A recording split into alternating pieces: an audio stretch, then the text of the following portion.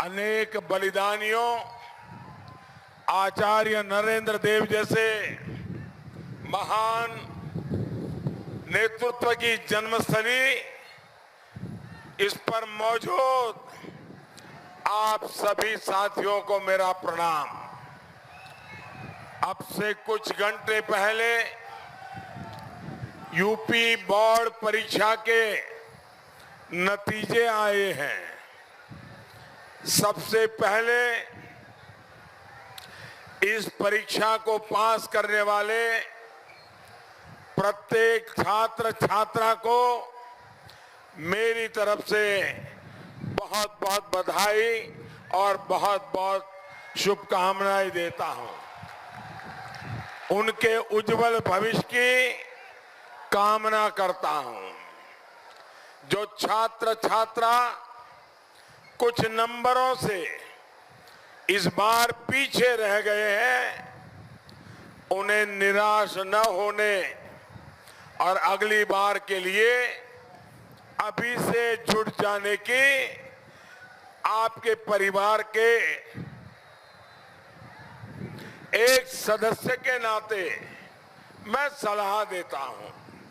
साथियों, आज ऐसे समय मैं सीतापुर आया हूं जब चुनाव निर्णायक दौर पर पहुंच चुका है।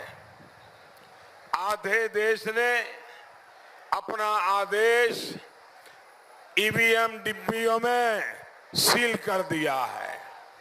ईवीएम में बंद हो चुका है। देश का जो मन है वो इसी से पता चल रहा है कि विपक्ष के नेताओं के चेहरे लटक गए हैं।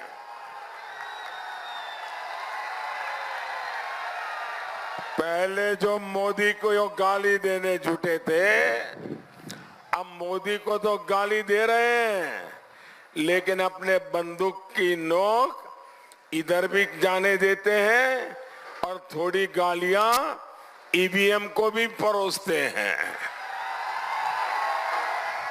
साथियों, आज विपक्ष में अफरा तफरी मची हुई है।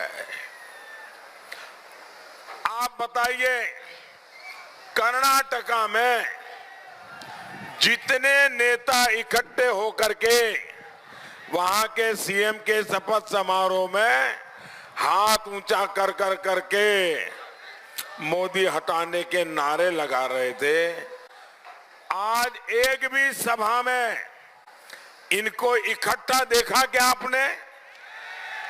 कांग्रेस के नेता के साथ और किसी दल के नेता को देखा क्या? हिंदुस्तान के किसी कोने में देखा क्या? महाराष्ट्र में शरद पवार और राहुल को साथ देखा क्या?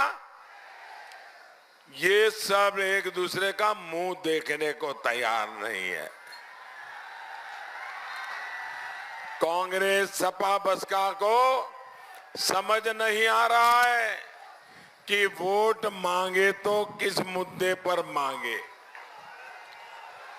जात पात के समीकरण से अपना वजूद बचाने का जो खेल इन्होंने रचा था, वो इन पर ही भारी पड़ गया है।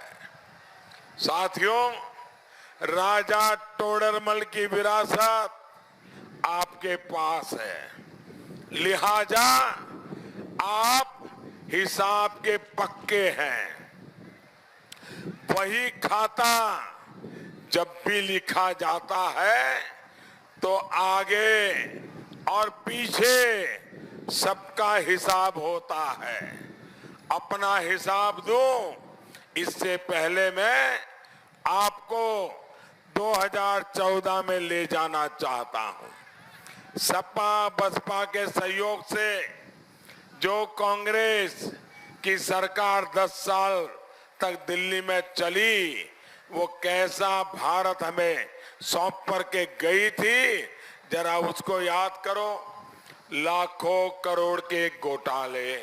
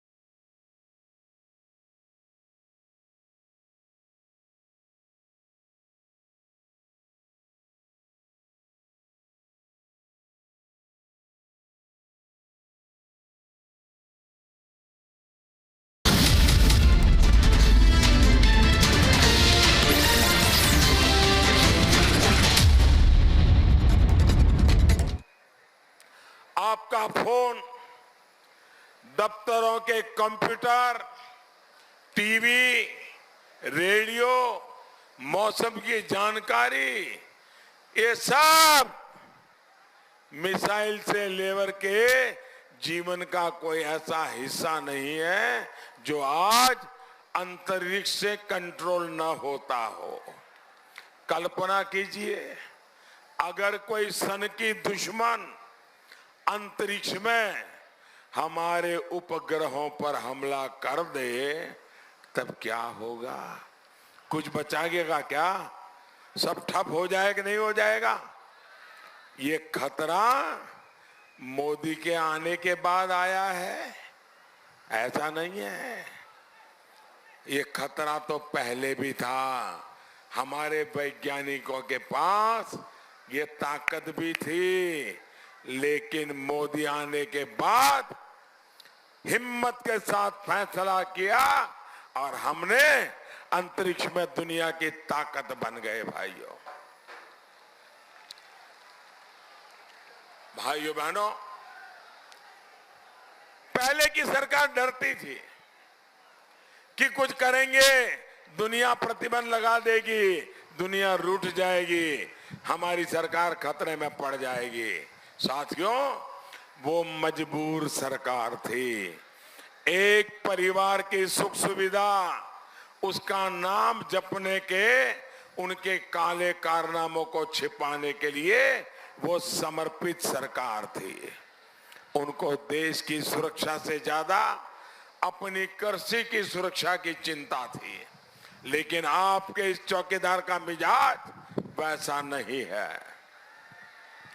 मेरे लिए सिर्फ राष्ट्र प्रथम है। यही कारण है कि मैंने वैज्ञानिकों को इस काम पर जुटने की इजाजत दी।